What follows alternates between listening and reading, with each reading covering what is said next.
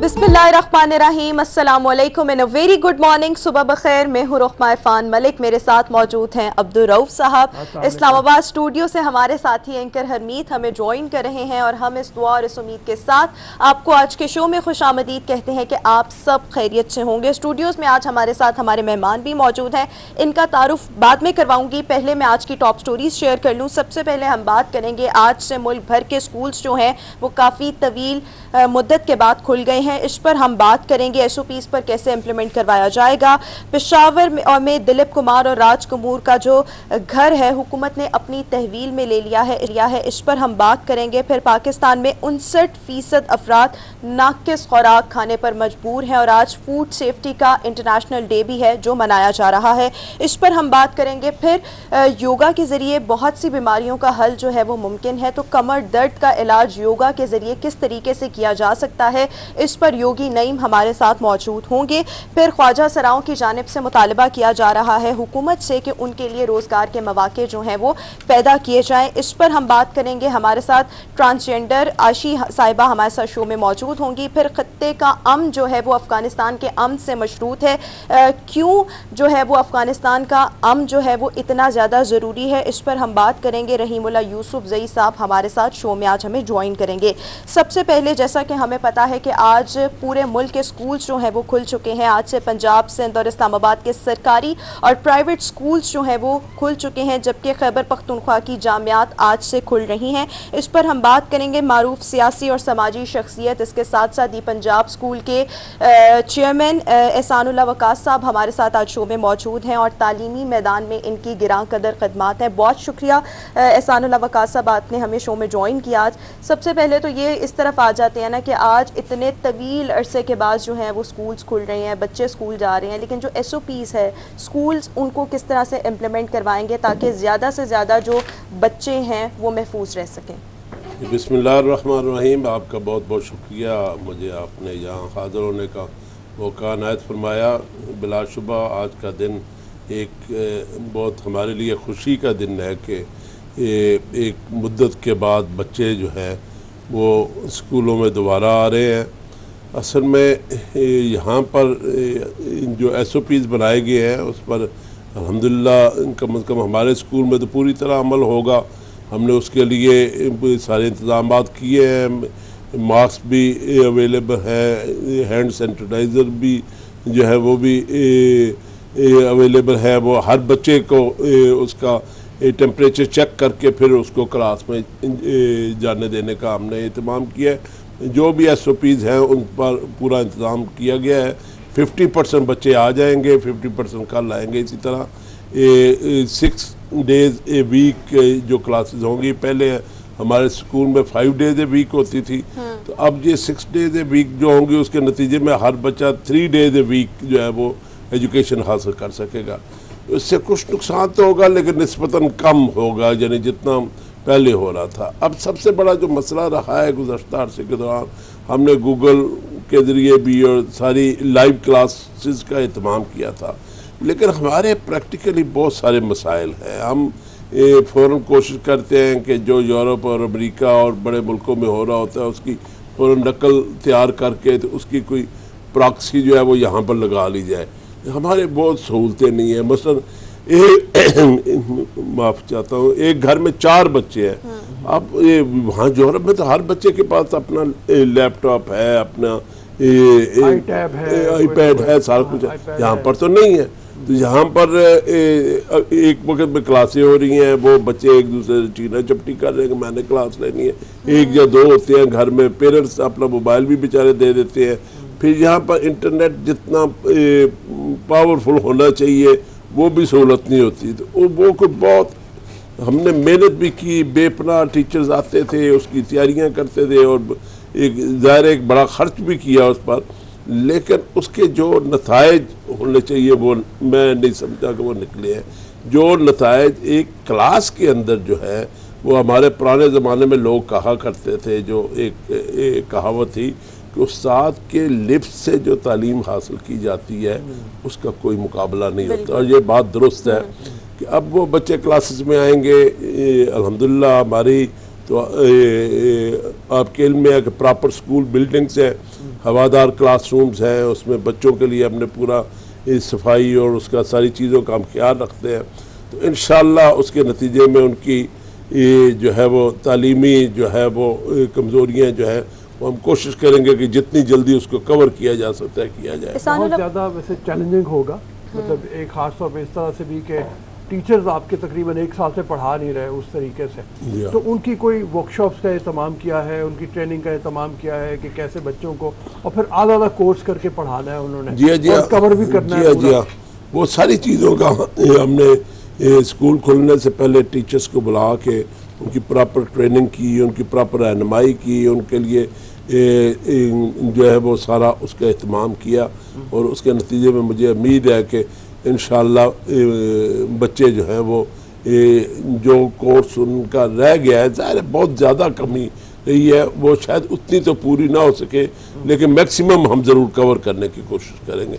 असल में अब मौसम गर्म मौसम भी है। सलमान साहब बहुत अच्छी बात आपने की। मेरा सवाल यहाँ पे ये है कि अगर हम देखें 2 दफ़ा ये तीसरी बार है कि स्कूल के ऐलाना दोबारा हो गए कि तमाम तर तालीमी इदारों को खोला जाएगा।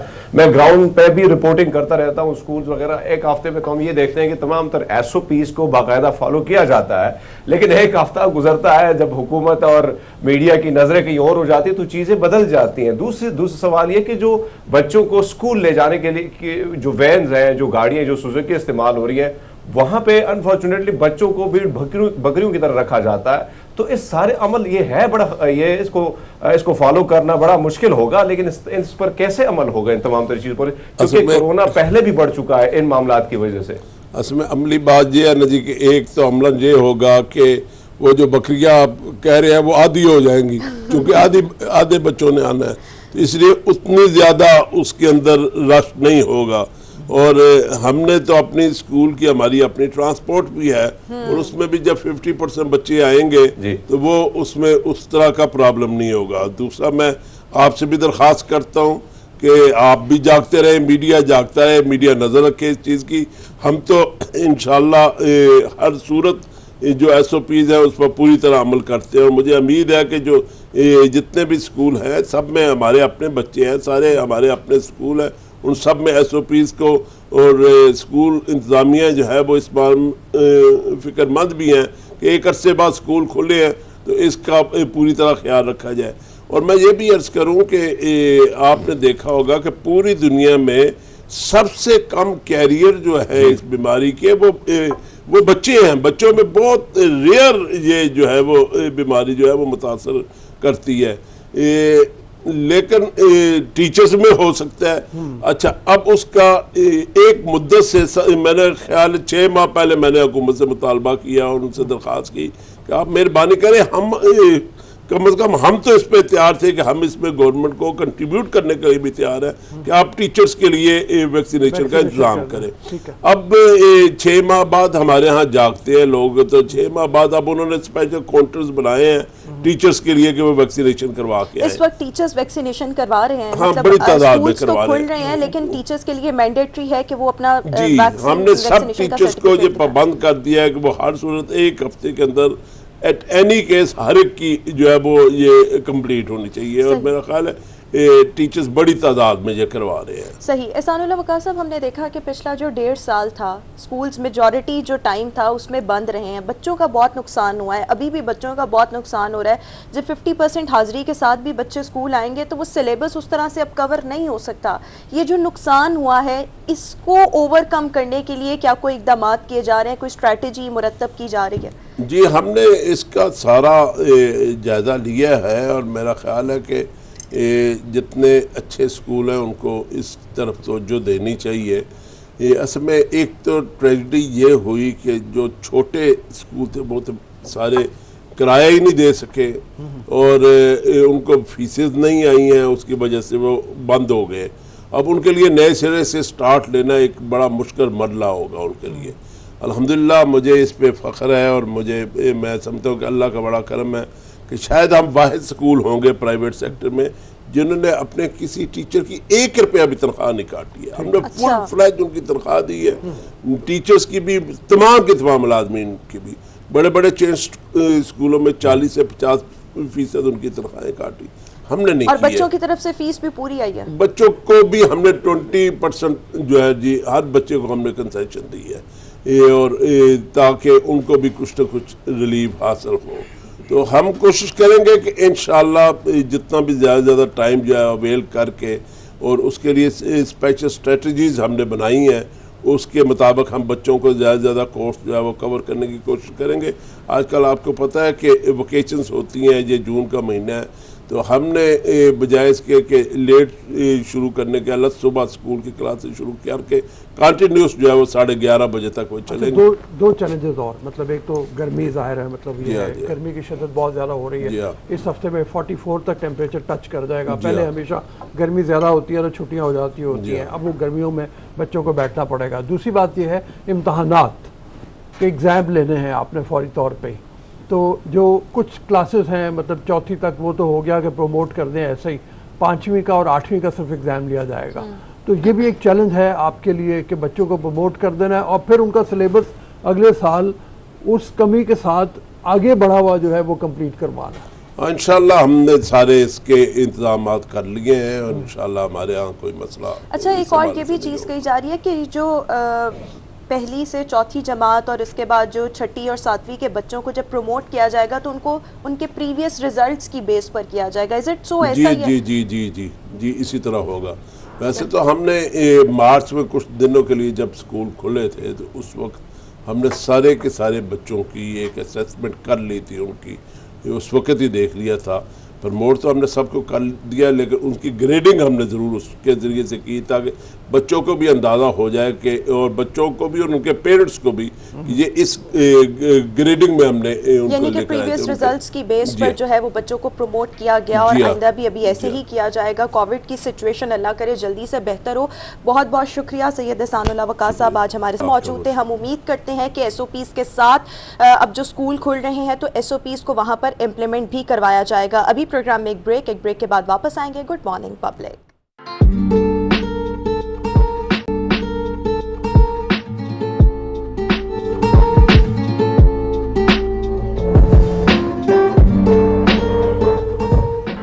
Welcome back. शो में एक बार फिर से आपको खुशामदीद कहेंगे। अफसोसनाक खबर शामिल करेंगे शो में और आपको बताएंगे सक्खर डहरकी के करीब मिल्लत एक्सप्रेस और सर सैयद एक्सप्रेस हादसे का शिकार हो गई हैं, जिसके नतीजे में इतलात के मुताबिक अब तक की इतलात के मुताबिक जाँ बहक मुसाफिरों की तादाद 33 तक जा पहुंची है, जिसके साथ साथ जो मुतादिद मुसाफिर हैं वो ज़ख्मी भी हैं। ये अफसोसनाक मनाजिर जो हैं वो आप इस वक्त पब्लिक न्यूज़ की TV स्क्रीन्स पर मुलाहिज़ा कर सकते हैं। मिल्लत एक्सप्रेस कराची से सरगोदा जा रही थी और सर सैयद एक्सप्रेस पंजाब से कराची जा रही थी कि मिल्लत एक्सप्रेस की बोगियां डहरकी के करीब पटरी से उतर गईं, जबकि इस दौरान आने वाली sir Syed express D rail बोगियों से टकरा गई, जिसके बायस से हादसा रूनुमा हुआ है। हैवी मशीनरी को यहाँ तलब किया गया है क्योंकि इतलात के मुताबिक अभी भी ट्रेन के अंदर मुसाफिर जो हैं वो फंसे हैं, डब्बों में फंसे हुए मुसाफिर। उसके लिए ये है कि आर्मी ने अपनी रेस्क्यू टीमें भिजवा दी हैं, NDMA ने भी अपनी टीमें वहाँ पे भिजवाने का ऐलान किया है। पिंडी से टीमें जा रही हैं, कई जो काम करेंगी क्योंकि डब्बों को काटना पड़ेगा, उसमें जो मुसाफिर फंसे में उनको बाहर निकालना पड़ेगा। इंतहाई अफसोसनाक वाक़या है, दोबारा आपसे शेयर करेंगे। डहरकी के करीब दो ट्रेन आपस में टकरा गई हैं, एक ट्रेन की बोगियां उल्टी पटरी के ऊपर आ गई और उसके नतीजे में पीछे से आने वाली दूसरी ट्रेन उनसे टकरा गई। 33 के करीब, जैसे रोमा ने बताया, अब तक जो लोग हैं वो अब तक लोग इसमें मारे जा चुके हैं और बेशुमार जख्मी हैं। बेशुमार जख्मी और ज़राए के मुताबिक हादसे की इतला मिलने के चंद घंटे बाद इलाके में इमदादी कार्रवाइयों का आगाज़ कर दिया गया था और अभी भी इमदादी कार्रवाइयों का सिलसिला जारी है। इसके साथ साथ आपको बताएं कि मुतादिद अफराद जो हैं वो अभी भी इस ट्रेन की बोगियों में फंसे हैं, जिनको बाहर निकालने के लिए पाक फौज के जवान यहाँ पर पहुंचे हैं। हैवी मशीनरी को तलब किया गया है और करीबी अस्पतालों में जख्मियों को मुंतकिल किया जा रहा है। हरमीत, क्या कहना चाहेंगे आप इस वाक़े पर? इंतहाई अफसोसनाक ये खबर आज सुबह मौसूल हुई है। यकीनन बहुत अफसोसनाक खबर है और मुझे बड़े अफसोस के साथ इसलिए कहना पड़ रहा है कि जितनी भी वजारतें आई, हमने अगर पीपल्स पार्टी से लेके नून मुशर्रफ के दौर सिर्फ दावे किए गए कि हमने ट्रेन को बड़ा ये जो रेलवे है इसको बड़ा आपने मजबूत कर दिया। और अभी आप देखें ना कितने हादसे उस साल में आपने गुज़िश्ता साल में हमने देखे, कई जो है जाने गई, ज़ाया हो गई, लेकिन आज तक इस पर कोई अमल नहीं हुआ, ना इस पर उसी तरह काम हुआ है कि जिस तरह दीगर ममालिक में। हालांकि रेलवे जो है एक सस्ता जरिया है, आवाम जो अफोर्ड कर सकते हैं, जो मुख्तलिफ शहरों को जाते हैं, या सनत के हवाले से इसका एक अहम किरदार है, लेकिन अनफॉर्चुनेटली इस पर उसी तरह अमल नहीं हो रहा। और आज का ये वाक़या यकीनन अफसोसनाक है और हम सब पब्लिक की पूरी टीम हम तमाम तर उन लोगों के साथ ताज़ियत भी करते हैं, बल्कि आज हम इस उनके अफसोस में भी हम बराबर के शरीक हैं। लेकिन हमारी गुजारिश होगी हुकूमत से कि इन पर इंक्वायरी की जाए, इंक्वायरी की जाती है, लेकिन अनफॉर्चुनेटली उस पर उसी तरह अमल दरामद नहीं किया जाता। हाँ बिल्कुल सही है हरमीत, जैसे कि हरमीत ने बताया, मतलब इंक्वायरी ज़रूर होनी चाहिए, हमें पता चलाने की कोशिश करनी चाहिए कि इतने कोई दावों के बावजूद अभी तक हम वहीं पे फंसे क्यों हैं, हमारी ट्रेनें इस तरह हादसों का शिकार क्यों होती हैं, वजारतें बदलती रहती हैं। और ये देखें, ये अलमिया ये है कि जब कोई हादसा होता है तभी हमें पिछले हादसे भी याद आते हैं। ये भी ऐसा हादसा है हम 2-3 दिन बाद भूल जाएंगे, मीडिया भी भूल जाएगा, मीडिया से भी खबर गायब हो जाएगी और जो रेलवे हुकाम एक्टिव हुए होंगे वो भी भूल जाएंगे। हम किसी नए हादसे का इंतज़ार करते हैं, फिर से ऐसा ही होगा और किसी को भी सज़ा नहीं मिलेगी। हमेशा तहकीकात होती हैं, रिपोर्टें मुरतब की जाती हैं, रिपोर्टें पेश की जाती हैं, लेकिन अनफॉर्चुनेटली इम्प्लीमेंट कुछ भी नहीं होता और ना किसी को गायब भी हो जाती हैं, रिपोर्टें गायब भी हो जाती हैं। बिल्कुल इसी मकाम से जरा करीब घोटकी में इससे पहले भी एक हादसा हो चुका है ट्रेन का, जहाँ पे तकरीबन 85 से ज़्यादा अफराद मौत के मुंह में चले गए थे, तो ये दोबारा इसी जगह के ऊपर हुआ है। एक और चीज़ जो है बहुत ज़रूरी, ये ट्रेन उल्टी, एक ट्रेन उल्टी, उसकी बोगियाँ उलट गई कुछ, तो ये देखना चाहिए कि हमारी जो रेलवे ट्रैक्स हैं वो कितने बेहतर इंतज़ाम के साथ हैं, क्योंकि रेलवे ट्रैक्स अगर आपके ख़राब होंगे तो जाहिर है कि ट्रेन की बोगियों के उलटने के चांसेस उतने ज़्यादा बढ़ जाते हैं। हम ये भी कहते रहते हैं कि ट्रैक्स को हम मॉडर्नाइज कर रहे हैं, हम स्पीड बढ़ा देंगे ट्रेन की, लेकिन सिग्नल्स हमारे चेक नहीं होते पूरे तरीके पे, और यहाँ पे अगर वो उल्टी थी तो पता नहीं कितनी देर में इतला पहुंची दूसरी ट्रेन को, और वो कहाँ पे कितनी करीब थी, कितनी ज़्यादा दूर थी, ये तो सारे इंक्वायरी के बाद ही हमें पता चलेगा, इंक्वायरी के बाद पता लगेगा। और एक ये चीज़ है कि एक तो हादसा रूनुमा होते हैं ट्रैक सही ना होने की वजह से, एक हादसा ये भी होते हैं कि वो फाटक खुला रह गया, दरवाजे किसी ने वहाँ पर वो जो गेट पेज होते हैं वो बंद नहीं किए, और उसके बायस भी हमने देखा है कि बहुत हादसात रूनुमा होते हैं। इंक्वायरियाँ की जाती हैं, रिपोर्टें मुरतब की जाती हैं, लेकिन अमली तौर पर कोई इकदाम नहीं किए जाते कि ऐसे जो हादसात हैं, नुकसानात हैं, उनसे बचा जा सके। लेकिन बार बड़ा अफसोसनाक वाक़या हुआ है हरमीत, आप भी देख रहे हो स्क्रीन के ऊपर अपने, हमारे अवाम को भी, हम नाजरीन को भी दिखा रहे हैं। जिस तरह रोमन ने बात की है, हर इस इदारे में काम करने वाले हर शख्स की ये जिम्मेदारी है कि वो जिम्मेदारी के साथ अगर काम करता रहेगा तो यकीनन सारी चीज़ें ठीक होंगी। लेकिन हम देखते हैं अगर आप जाएं, ये तो अंग्रेज़ों का जो निज़ाम हमें दिया गया है, उनका भला हो कि आज भी वही ट्रेनें जो है, वही रेल पटरियाँ, वही ट्रैक जो है वही इस्तेमाल हो रही है। हमारे यहाँ दावे तो बड़े बड़े किए जाते हैं, माजी में शेख रशीद साहब जब आए तो उनके अलग दावे थे, उससे कबल दीगर जितने भी पीपल्स पार्टी या नून लीग, जितने उनके अलग अलग दावे तो हैं, लेकिन अभी तक उन दावों पर अमल भी नहीं हुआ। और ये ट्रैक्स, मैं खुद जाता हूँ, जब मैं उस KPK के इलाकों से गुजरता हूँ, कभी एक बहुत बड़ा ट्रेन का जो जाल था वो बिछा था वहाँ मर्दान, नौशेरा, इन तमाम इलाकों पर, लेकिन अब भी आप जाएंगे वहाँ पे देखेंगे तो तमाम तर जो ट्रैक्स बने हुए या जो स्टेशन बने थे या रेलवे के, वहां पे कब्जा माफिया जो है वो उसी तरह अपने कब्जा जमाया हुआ है, और कोई हुकूमत की जानिब से ना वहां की हुकूमत ना वफाक की हुकूमत उस पर अमल दरामद कर रही है। और वहां पे आप देखेंगे कि भाई लोगों ने वहां पे दुकानें बना दी है, पूरा का पूरा जो पटरियां हैं वो भी उखाड़ के सस्ते में बेच दी है। तो अफसोस के साथ, और हम यही कर सकते हैं कि एक चीज़ को सामने मीडिया में लाते हैं, लेकिन उस पर अमल दरामद करना, उस पर उन लोगों के खिलाफ सख्ती से निपटना, ये हुकूमत का काम है और हमारा काम सिर्फ निशानदही करना है। लेकिन आज के इस वाकया, ये जो वाकया रुनुमा हुआ है, यकीनन बहुत अफसोसनाक है। हम इसके ऊपर नजर रखेंगे, आइंदा आने वाले दिनों में भी हम देखते रहेंगे, और मेरे ख्याल में हमें ये भरपूर स्टोरीज करते रहना चाहिए जिसमें पता चले कि नाकिस इंतजामात क्यों हैं, नाकिस इंतजामात को दूर करने की कोई कोशिश क्यों कामयाब नहीं हो पा रही। फंड्स की कमी तो नहीं है, फंड्स अवेलेबल होते हैं हर साल, उसके बावजूद रेलवे खसारे में जा रही होती है। ये भी एक हमने और देखा पहलू कि है इसका। गुज़िश्ता अदवार में भी ऐसे जब हादसात रूनुमा होते थे तो कहा जाता था वज़ीर रेलवे इस्तीफ़ा दें। अब इस हुकूमत में भी बहुत सारे ऐसे वाक़यात हुए हैं, लेकिन अब कोई इस्तीफ़ा नहीं मांगता मेरे ख्याल में। अब ये नहीं कहा जाता कि वज़ीर रेलवे इस्तीफ़ा दें। पिछले अदवार में जो ऐसे हादसात रूनुमा होते तो ये कहा जाता था कि जी वज़ीर रेलवे इस्तीफ़ा दें, इंक्वायरी रिपोर्ट आए और जो लोग जिन पर इल्ज़ाम आयद होता था कि वो उनकी वजह से ये हादसा रूनुमा हुआ है उनको सज़ा दी जाए, लेकिन ऐसा कभी भी नहीं हुआ। खैर, अभी हम देखेंगे कि आइंदा आने वाले रोज़ में सिचुएशन किस तरह होती है, हम अपने शो में भी डिस्कस करेंगे। शो में अभी आगे बढ़ेंगे और आपको बताएंगे पेशावर से जहां पर दिलीप कुमार और ब्रेक लेने चलें। पहले हम चलकर ब्रेक लेते हैं, ब्रेक के बाद वापस आएंगे तो इसको मजीद डिस्कस करेंगे। Good public.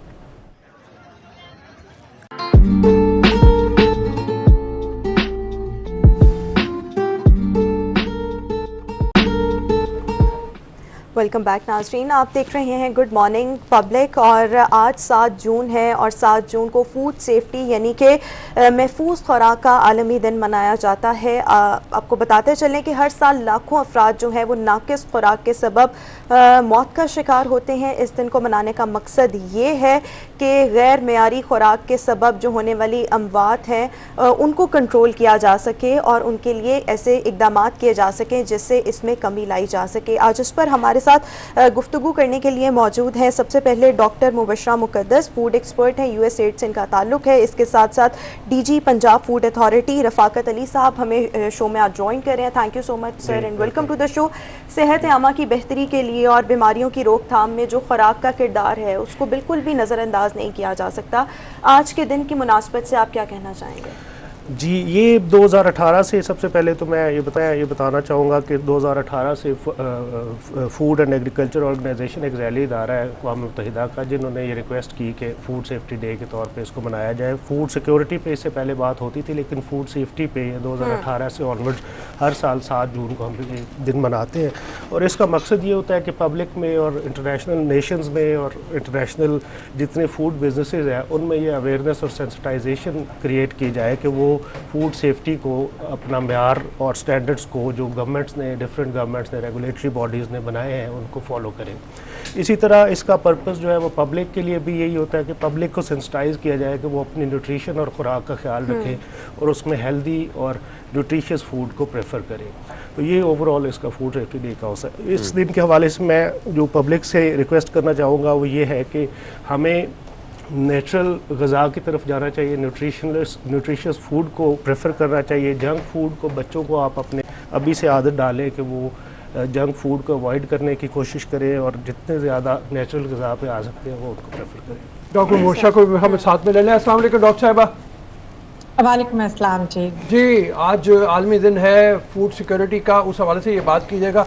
पाकिस्तान में 59% लोगों के बारे में कहा जाता है कि उनको नाकिस फूड अवेलेबल है, उनको मयारी फूड अवेलेबल नहीं है। इसमें एक और चीज़ भी आ जाती है, हमारी ज़रूरी अजनास जो हैं, जो फसलें होती हैं उनके ऊपर बेपनाह पेस्टिसाइड छिड़का जाता है, वो कीमियाई खादों का इस्तेमाल किया जाता है। इनके होते हुए किस तरह से मयारी खुराक मिल पाएगी बच्चों को?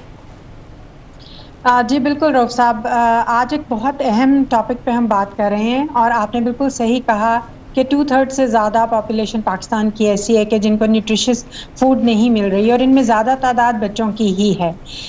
ये फूड सेफ्टी का इशू एक ऐसा इशू है कि जो प्रोडक्शन से शुरू होके कंज्यूमर लेवल तक जाता है। प्रोडक्शन से जैसे आपने बात की कि हमारी जो ज़रूरी अजनास हैं या जो लाइफ स्टॉक का प्रोडक्शन है, जैसे दूध हो गया, उसमें जो चीज़ें शामिल की जाती हैं वो फूड को नाकिस बनाती हैं।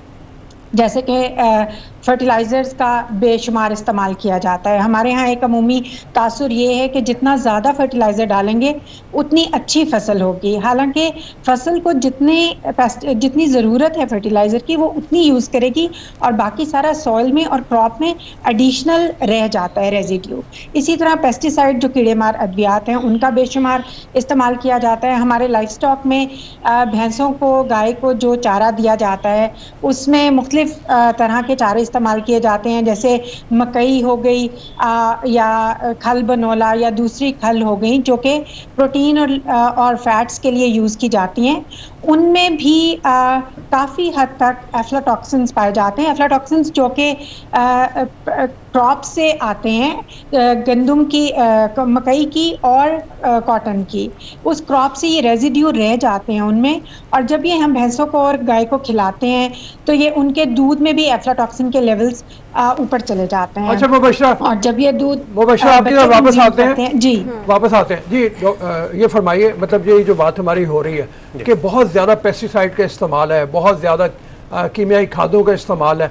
कीमियाई खादों के बारे में भी जैसे डॉक्टर मुबशरा भी कह रही हैं कि एक हद तक फसलें अपने अंदर एब्जॉर्ब करती है, बाकी रेजिड्यू उसके रह जाते हैं, और वो फिर गाय भैंसें जो खा रही हैं उनके चारे में, उनके दूध में वो भी शामिल हो रहे हैं। ये पीने वालों के जिस्म के अंदर भी जा रहे हैं, बच्चे ज़्यादा बीमार उसी वजह से रह रहे हैं। ज़रा इस बारे में फरमाइए, उसके बारे से फिर क्या करने का इरादा है, किस तरह से मोटिवेट किया जाए किसानों को भी कि इसका इस्तेमाल कम करें और फिर इंश्योर भी किया जाए। इसमें ऑर्गेनिक फूड का कॉन्सेप्ट और ऑर्गेनिक वेजिटेबल्स का कॉन्सेप्ट तो ऑलरेडी इससे मतलब फूड बिजनेसेस भी अवेयर हैं, किसान को भी किसी न किसी हद तक मतलब हमारा प्रॉब्लम वही बार बार आ जाता है हर चीज़ में कि प्री रेक्विजिट्स जो है वो किसी चीज़ के भी पूरे नहीं है, और इंटरनेशनल स्टैंडर्ड्स को हम मीट करने की हर फील्ड में कोशिश करते हैं।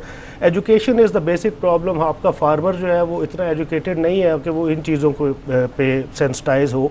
जहाँ तक बात है सब्जियों और फसलों के बेहतर होने की, उससे पहले तो हम तो अभी तक इस स्टेज पे थे कि हमारे तो आपके जो मार्केट में चीज़ आती है उसमें भी मिलावट हो रही थी। मतलब फूड में डिफरेंट काइंड ऑफ प्रिजर्वेटिव, जैसे मिल्क में आपका फार्मलिन को मिलाया जा रहा था, यूरिया को मिलाया जा रहा था उसके प्रिजर्वेशन को बेहतर करने के लिए, उसकी थिकनेस को बेहतर करने के लिए। तो पंजाब फूड अथॉरिटी जब से इसका क़याम हुआ है, हम लोग ने काफ़ी एफर्ट करके अब उस चीज़ को तो अल्हम्दुलिल्लाह काफ़ी हद तक कर्टेल कर लिया।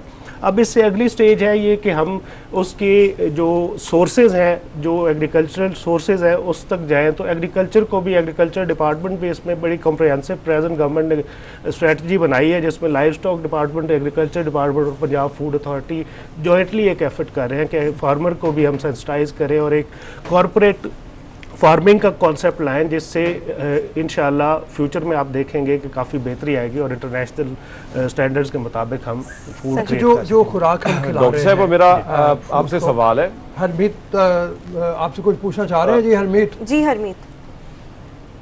जी, मैं डॉक्टर साहब से पूछना चाहूँगा कि आलमी इदारा सेहत की जो रिपोर्ट है उसके मुताबिक 60 करोड़ लोग जो हैं वो सालाना उनकी डेथ हो जाती है नाक़िस ग़िज़ा की वजह से, पानी की वजह से, जो आलूदा पानी है। पाकिस्तान में ये तादाद 1.5 लाख बताई जा रही है। क्या आप समझती हैं कि ये जो जहरीले स्प्रे किए जाते हैं, ये जो खाद इस्तेमाल किया जाता है, क्या ये स्लो पॉइजन का काम कर रहा है? ये आप भी फरमा दीजिए। मतलब हरमीत का सवाल है कि इंटरनेशनल रिपोर्ट से कहती हैं 8 करोड़ लोग नाकिस फूड की वजह से इंटरनेशनल फौत हो जाते हैं, मारे जाते हैं, और इसमें नाकिस ग़िज़ाओं का कितना, केमिकल का कितना ज़्यादा असर है, इस बारे में भी फरमाइए। और फिर ज़रा एक और चीज़ भी हम ऐड कर लें, हमने इसमें केमिकल्स की वगैरह की बात की है, लेकिन साथ में ये जो भैंसों को हम टीके लगाते हैं उनके बारे में आता है कि वो जब दूध में जाते हैं उसके बड़े मुज़र असरात हैं, बच्चियों के ऊपर बड़े मुज़र असरात हैं। तो उस बारे में फरमाइए, उसको रोकने के लिए क्या किया जाए। एक तो आपने कहा एजुकेशन की कमी है, फार्मर को भी, एग्रीकल्चरिस्ट जो हैं उनको भी एजुकेट करने की ज़रूरत है, और क्या करें? सर, इसके अलावा जो आपने पहले बात की, इंटरनेशनली जब फूड की डिमांड बहुत ज़्यादा बढ़ गई तो उसके साथ साथ इंटरनेशनली फूड टेक्नोलॉजीज़ ने ग्रो किया, उसके साथ प्रिजर्वेटिव्स और डिफरेंट केमिकल्स भी आए। जब ये चीज़ें आई तो उससे पहले शायद फूड सेफ्टी के स्टैंडर्ड्स काफ़ी बेहतर थे, लेकिन जब डिमांड पॉपुलेशन बढ़ने की वजह से बढ़ती जा रही है तो उसको फूड को प्रिजर्व करने और उसको ज़्यादा देर तक सस्टेन करने के लिए जो एफर्ट्स की गई, उसमें एक दो चीज़ें जो ऐसी हैं जिसमें केमिकल शामिल है जो अब आपके नेगेटिव साइड पे यूटिलाइज होना शुरू हो गए। इसके बाद फूड सेफ्टी के थ्रेट्स जो हैं वो बढ़ते गए। तो इनको कैटर करने के लिए अब आहिस्ता आहिस्ता इस पे रेगुलेटरी बॉडीज़ ने भी काम किया, जिसमें पंजाब फूड अथॉरिटी भी अपने तौर पे कर रही है, उसको रेगुलेट करने की कोशिश की। आपको इन केमिकल्स को काफ़ी रिस्ट्रिक्ट कर दिया कि वो प्रिजर्वेशन और इस तरह की चीज़ों में ना यूज़ हो। दूध में मैं अगेन कहूँगा कि बड़ा मेजर कंसर्न है, फार्मलिन, यूरिया, ये इस तरह की चीज़ें यूज़ होती थी जिसमें दूध बहुत कम क्वान्टिटी का होता था और उसकी मकदार को बढ़ाने के लिए ये चीज़ें करके पानी के साथ मिला के उसको दूध बनाया जाता था। तो उसको हमने काफ़ी हद तक पंजाब में कंट्रोल कर लिया। अच्छा, यहाँ पर मैं ये भी बात करना चाहूँगी, पाकिस्तान जैसे मुल्क में आपको दूध भी जो है वो मयारी मुहैया नहीं होता, हम पैसे देकर जहर खरीद रहे हैं, यानी कि दूध में ऐसे केमिकल्स, मतलब वो दूध तो होता ही नहीं, उस केमिकल्स और आटे चावलों का जो आटा होता है उसको मिलाकर दूध जो है वो तैयार किया जाता है। और हमने अक्सर देखा है लाहौर के एंट्री पॉइंट्स पर ऐसा दूध जो है वो तल्फ भी किया जाता है, लेकिन इसका हम मुकम्मल सद्देबाब क्यों नहीं कर सकते? इसमें जी अगेन मैं जो पहले बात कर रहा था कि हमारा डिमांड और सप्लाई का एक गैप है, जिसको हमें जब तक हम फुलफिल नहीं करेंगे उस वक्त तक ये किसी न किसी लेवल पे ये कोशिश होती रहेगी कि इन चीज़ों से उस गैप को जो डिमांड और सप्लाई के दरमियान है फिल किया जाए। अब जहाँ तक रेगुलेशन का ताल्लुक है तो आप डेली बेसिस पे पंजाब फूड अथॉरिटी की कार्रवाइयाँ भी देखती होंगी। हमने पिछले 6 महीने में अल्हम्दुलिल्लाह कोई 4 लाख लीटर दूध जो है वो सिर्फ लाहौर के एंट्री पॉइंट्स पे डिस्कार्ड किया। तल्फ करना तो एक बात नहीं है, मतलब उन लोगों को खत्म किया जाए जो ये काम कर रहे हैं, उनके खिलाफ आप लोग जाया करते हैं, वो मजीद दूध बना लेते हैं। नहीं, ऐसा नहीं होता। जो जिसको हम एक बार जिस पे करते हैं, ये डिफरेंट पॉकेट्स पे चीज़ें हो रही होती हैं। अभी हमने एक लेटेस्ट लेजिस्लेशन भी मूव किया गवर्नमेंट को, जिसके तहत हम इसको एडल्ट्रेशन को नॉन बेलेबल ऑफेंस के तौर पे गवर्नमेंट को हमने रिक्वेस्ट की है कि इसको नॉन बेलेबल ऑफेंस करार दिया जाए। ये आपकी ऑब्जर्वेशन बिल्कुल ठीक है। हम एक बंदे को पकड़ते हैं, हमारे बल्कि पंजाब फूड अथॉरिटी के बहुत सारे लोग शहीद भी हो चुके हैं इन अटैक्स में, उन काउंटर अटैक्स में। जो जब ये रेड्स करते हैं तो आगे से फायरिंग शुरू हो जाती है। तो उन लोगों को जब हम सारा कुछ एविडेंस के साथ प्रोड्यूस कर देते हैं, उसके बाद भी वो 6 महीने बाद वो जब जमानत पे आते हैं तो वो फिर किसी दूसरी जगह पे वही कारोबार दोबारा से शुरू करने की कोशिश करते हैं। तो हम विजिलेंट तो है, लेकिन हमने इसके साथ साथ एक लेजिस्लेशन भी अब गवर्नमेंट को रिक्वेस्ट की है कि जिसमें इनको नॉन बेलेबल ऑफेंस करार दिया जाए, ताकि एक बार जिस पर हम हाथ डालें वो दोबारा वो काम दोबारा ऐसे इक़दामात को ना करे। ठीक, डॉक्टर मुबशरा, फूड सेफ्टी के इस आलमी दिन के मौके पर आप कोई मैसेज देना चाहेंगी कंज्यूमर को? जी, मैं कंज्यूमर्स को ये मैसेज दूंगी कि जब तक आप डिमांड नहीं करेंगे कि आपको क्वालिटी प्रोड्यूस चाहिए, उस वक्त तक मार्केट में क्वालिटी नहीं होगी। आप नाकिस चीज़ लेने से मना कर दें, आप कहें कि हम ये नहीं खरीदेंगे, तो आपको जो सप्लायर है वो इस बात पे मजबूर हो जाएगा कि वो आपको क्वालिटी प्रोड्यूस ही दे। और जो प्रोड्यूसर्स हैं उनके लिए ये मैसेज है कि आप खुद भी वही चीज़ें इस्तेमाल करते हैं, इसलिए लोगों की सेहत के साथ मत खेलें और उनको खालिस चीज़ मुहैया करें। प्रॉफिट मार्जिन रखें जितने जायज़ हैं, वो आपको क्वालिटी पर भी मिलेंगे, लेकिन आप क्वालिटी पर फोकस करें। और इसके लिए गवर्नमेंट, प्राइवेट सेक्टर, कंज्यूमर, इन सबको इकट्ठे मिलकर चलने की जरूरत है, सबको इकट्ठे मिलकर काम करने की जरूरत है। बहुत बहुत शुक्रिया डॉक्टर मुबशरा साहिबा, मॉर्निंग पब्लिक के लिए वक्त निकाला। रफाकत साहब, आपसे भी यही सवाल कि आज के इस आलमी दिन के मौके पर, फूड सेफ्टी के आलमी दिन के मौके पर, वेलकम बैक नाज़रीन, आप देख रहे हैं गुड मॉर्निंग पब्लिक। और जैसा कि हम सबको पता है कि योगा जो है वो इंसानी सेहत के लिए बहुत ज़्यादा मुफीद है। योगा के ज़रिए बहुत सी बीमारियों का इलाज भी मुमकिन है। इसी पर आज हम बात करेंगे कि कमर दर्द की जो वजूहात हैं वो क्या हैं, इकसाम कौन सी हैं, और योगा के ज़रिए कमर दर्द का इलाज किस तरीके से किया जा सकता है। योगी नईम आज स्टूडियोज़ में हमें ज्वाइन कर रहे हैं। Thank you so much Naeem and welcome to the show. सबसे पहले तो ब्रीफली ज़रा ये बता देना कि ये जो कमर की मुख्तलिफ बीमारियां हैं ये कौन कौन सी हैं, और इनमें सबसे कॉमन कौन कौन सी हैं? कमर का जो दर्द है, पहले इसको समझना इसलिए ज़रूरी है कि कमर का दर्द बहुत सारी वजूहात हैं जिनकी वजह से होता है। आपके जो मोहरे हैं, इनकी एक तो अलाइनमेंट का प्रॉब्लम आ जाता है। आपकी जो रीढ़ की हड्डी के मोहरे हैं, ये 28 मोहरे हैं। टेल बोन पे 3 मोहरे हैं, उनको सेक्रम कहते हैं। ऊपर लंबर है L5, L1, L25। फिर थोड़ा सा आपके सीने की बैक साइड पे ये T1 से लेके T12 तक आते हैं, और ऊपर फिर सर्वाइकल के 8 मोहरे हैं, C1 से C8 तक। अब ये इनकी एक शेप है। अगर जो लोग ज़्यादा यूँ बैठ के देखेंगे, ज़्यादा यूँ काम करेंगे, ऐसे झुक जाएंगे, तो उनके लाजमी जो है वो थोड़ा से के अपर पोर्शन में T1, T2 में, और सर्वाइकल जो C7, C8 में प्रॉब्लम आएगा। और जो लोग सीने को तो सीधा रखेंगे लेकिन यूँ झुक के देखेंगे, उनका सर्वाइकल का इशू आ सकता है।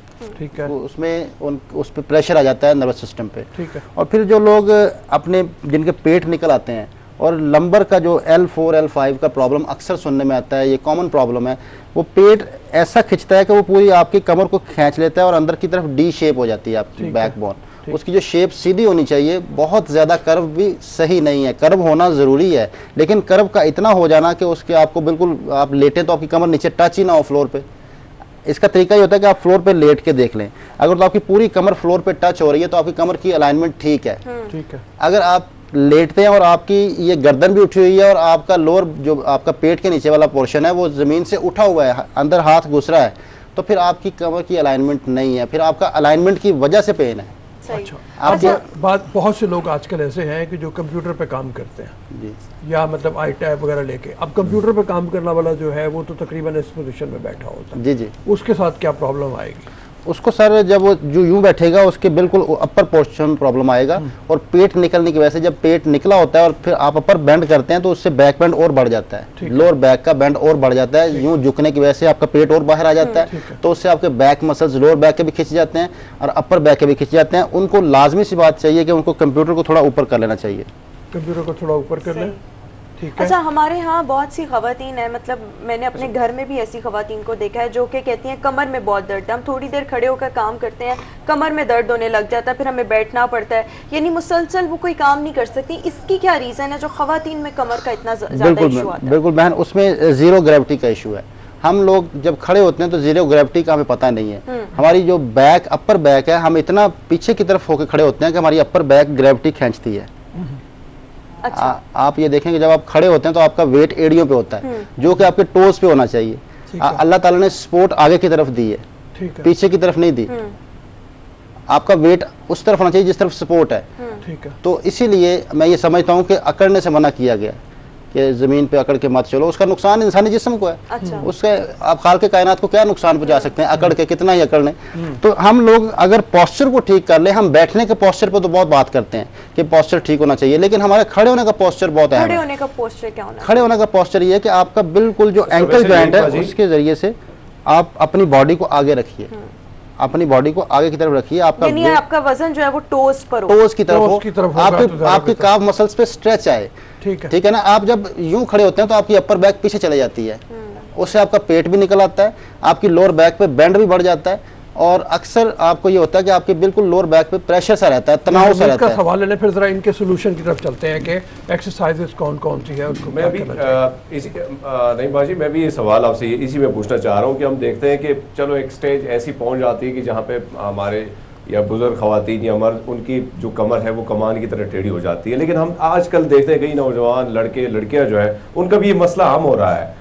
तो उनसे अगर आप कहते हैं कि भाई आप थोड़ा सा स्ट्रेट चले, तब भी उनसे चलना नहीं होता है, तो क्या तरीकाकार होगा कि योग के जरिए वो अपने आप को बिल्कुल अपनी जो कमर है वो स्ट्रेट कर सकते हैं? और दूसरी बात ही कि अगर ये टेढ़ा चलते हैं तो इसके नुकसानात कितने होंगे फिर फ्यूचर में जो नौजवान है? सर उसका इशू ये होगा कि जो टेढ़े चलने वाले लोग हैं, जो मैंने बताया कि जीरो ग्रेविटी खो बैठे हैं हम। जीरो ग्रेविटी ये है कि आपका वेट जो है वो बिल्कुल आपको ग्रेविटी उस पर काम ना करे, ग्रेविटी आपको खींचे ना। आप अगर खड़े हैं तो आपकी सपोर्ट जिस तरफ है अपर आपकी जो बैक है वो पीछे की तरफ अगर जाती है तो ग्रेविटी पीछे से खींचती है, जो सारा प्रेशर बैक पे आता है, पूरा तनाव आ जाता है। इससे आफ्टर जो इफेक्ट आएंगे जो लोगों को बाद में बुढ़ापे तक पहुंचने में तो बहुत देरी है, उससे पहले ही जवानी में ही बुढ़ापा शुरू हो जाएगा। और आप देख रहे हैं आजकल छोटे बच्चे भी काम करने से कासिर हैं, कमर दर्द होता है, उठने से कासिर हैं, और कोशिश होती है कि मेरा काम कोई दूसरा कर दे। ठीक है। तो ये सुस्ती की असल वजह आपकी बैकबोन का तनाव है, सुस्ती की असल वजह। जिसकी बैकबोन फ्लेक्सिबल है वो कभी भी सुस्त नहीं हो सकता, वो एक्टिव होगा। जिसके बैकबोन पे तनाव है वो हमेशा लेटना पसंद करेगा। अगर मैं एक्टिव फील नहीं करती तो इसका मतलब ये है कि मेरी बैकबोन में प्रॉब्लम है। अब जरा थोड़ा सा इसकी एक्सरसाइजेस के ऊपर आ जाए। जी सर, एक्सरसाइजेस जो है वो आप इसमें ये कर सकते हैं कि आप सीधा लेटें, सीधा लेट के आपने दोनों लेट के आप एक तो हम फ्लोर दिखा पे वीडियो दिखाएं, साथ में वीडियो चलकर देख लेते हैं, वीडियो दिखाते हैं आपको, वीडियो दिखाते हैं, वीडियो साथ साथ देखें और साथ साथ मतलब जी जी बिल्कुल आपके बोल के बताइएगा। हम तो आपने ये कहा कि सीधा लेटें, सीधा लेट जाएं बिल्कुल। हाँ। और लेटे लेटे आप अपने गर्दन को स्ट्रेच देंगे राइट और लेफ्ट। ठीक है। और फिर आप साइड पे लेट जाएं, घुटने फोल्ड कर लें और ऊपर से घुमाते हुए बाजू अपना जब पीछे लेके जाएं और उस तरफ देखें हाथ की तरफ। ठीक है। ऊपर से घुमाते हुए आपने इसको रिपीट करना है 10-10 दफ़ा। मैं ये शॉर्ट किया हुआ है, इसको 2-2 दफ़ा रिपीट किया हुआ है सिर्फ। फिर आप दूसरी तरफ लेट जाएं और इसी तरह अपने बाजू को घुमाते हुए अपोजिट साइड पर लाएं, उसको देखें आप। ठीक है। सामने से ऊपर ले जाएं, ये आपकी पूरी आपकी अपर बैक की एक्सरसाइज हो रही है। अपर बैक आपकी जो प्रॉब्लम है उसमें स्टिफनेस है, उसकी स्वेलिंग है, और उससे इसके करने से उनमें जो है वो मूवमेंट आएगी। फिर ये लोअर बैक के लिए है कि आप लेट जाएं, सीधा लेट जाएं, लेटना फ्लोर पे है, और ये अपनी दोनों घुटने मिला के आप क्लॉकवाइज पहले घुमा लें और फिर एंटी क्लॉकवाइज, जितना आसानी से घुमा सकते हैं, और फिर आप ब्रिज पोज करेंगे। ठीक है, जितना उठ सकते हैं उतना उठेंगे, जितना इजीली उठा जाएगा। लाजमी नहीं है कि आपने इतना ही उठना है, आपसे थोड़ा सा भी उठा जाता है तो ठीक है, उठने की कोशिश करेंगे आप। ये तमाम एक्सरसाइजेस कमर दर्द के लिए। जी, ये बहुत बेहतरीन पोज है, इसको जरूर करें। मर्जरे आसन, कैट पोज, इसमें आप ऊपर देखेंगे तो सांस अंदर लेंगे, जब नीचे देखेंगे सांस निकाल देंगे, कमर को ऊपर उठाएंगे। ठीक है, ये सांस अंदर लेते हुए कमर को नीचे दबाएंगे, और फिर अपर बॉडी, ये सारी बॉडी जो आपकी, इसकी आपने घुटने और हाथों पे अपनी बॉडी को क्लॉकवाइज घुमाना है। इससे आपके शोल्डर मूव हो रहे हैं और हिप जॉइंट मूव हो रहे हैं, जिनका मूव होना इसलिए अहम है कि आपकी जो कमर का तनाव है इससे कम हो जाएगा। जितना कमर खिंची होगी ना, आप शोल्डर और हिप जॉइंट को मूव करें। डायरेक्ट एक्सरसाइज नहीं करनी चाहिए, इनडायरेक्ट एक्सरसाइज करनी है। फिर अपनी अपर बैक को एक साइड पे लेके जाएं, दूसरी को अपोजिट साइड पे, इस तरह स्ट्रेच करना है। ये आपके बिल्कुल साइड जो मसल्स हैं हिप के, वो स्ट्रेच होंगे। आपने हिप को एक साइड पे लेके आना, देखना दूसरी तरफ है। फुल लेटने की कोशिश करनी है साइड पोज में, साइड पोज में जिस तरह लेटने की कोशिश करनी है। इससे आपकी बैक के, लोअर बैक के ऊपर सुकून आ जाएगा, थकावट भी खत्म हो जाती है। ये थकावट के लिए भी, ये पूरी बैक को फिर घुमाना है क्लॉकवाइज। लेकिन इसको बड़ी एहतियात से करने की जरूरत है। हाँ। बहुत एहतियात से, जितना इजीली हो सकता है। और ये कैट पोज का दूसरा है वर्जन, इसमें आपने बहुत आहिस्ता से,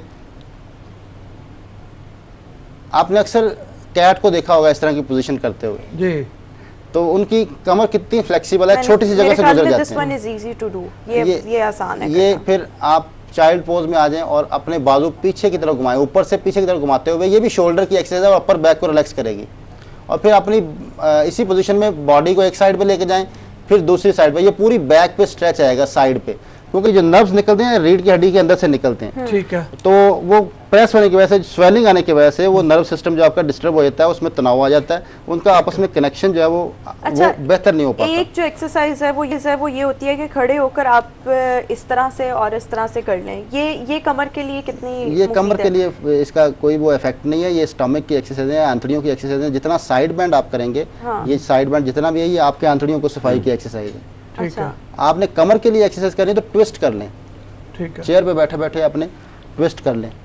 अच्छा, ये इजी टू डू इस तरह। जी जी, ट्विस्टिंग पोजेस जितने हैं ये आपके एक तो किडनी को अफेक्ट करते हैं, किडनी को फायदा पहुंचाते हैं, किडनी फंक्शन को बेहतर करते हैं। जिनको किडनी का प्रॉब्लम है वो ट्विस्टिंग पोजेस करें, जितने ट्विस्ट कर सकते हैं। Okay, like this. जी, ये हरमीत।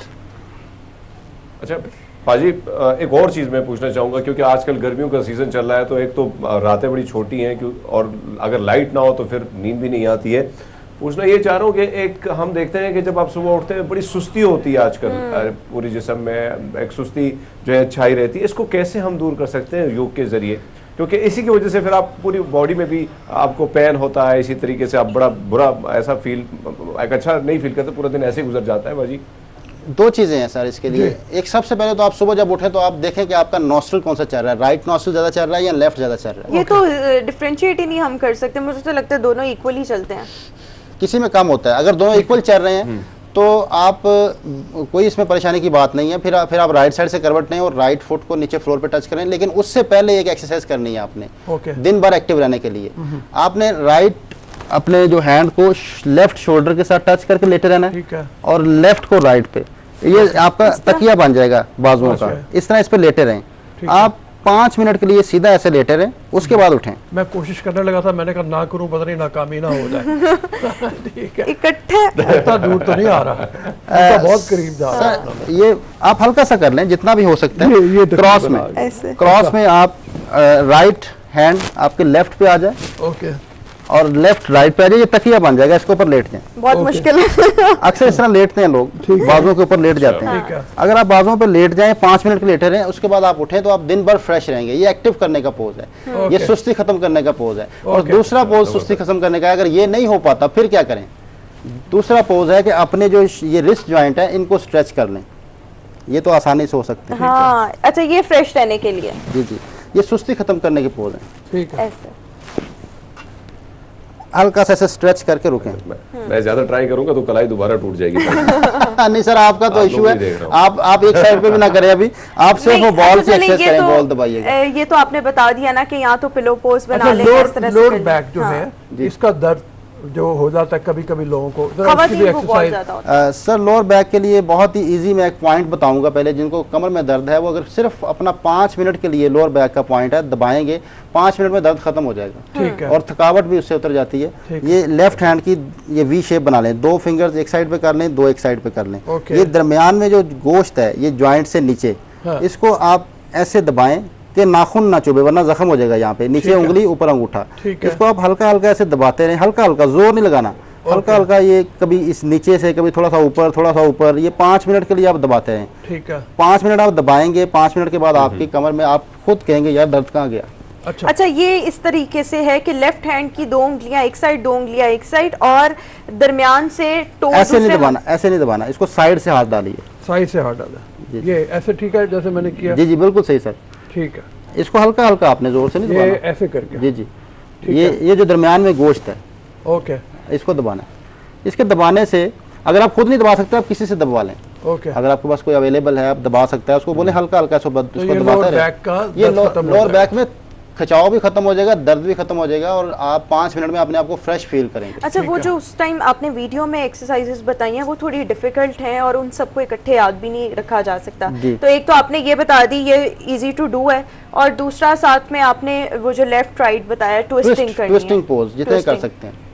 और हमेशा आपको अगर कमर में लोअर बैक में प्रॉब्लम है तो आप अभी यहाँ से ही गुफ्तगू का सिलसिला आगे बढ़ाएंगे। अभी हम अपने A+ के नाज़रीन को शुक्रिया अदा करना चाहेंगे। जो लोग हमें A+ पर देख रहे हैं वो पब्लिक न्यूज़ पर देख सकते हैं। जी अब आप अभी हमें ब्रेक में भी चले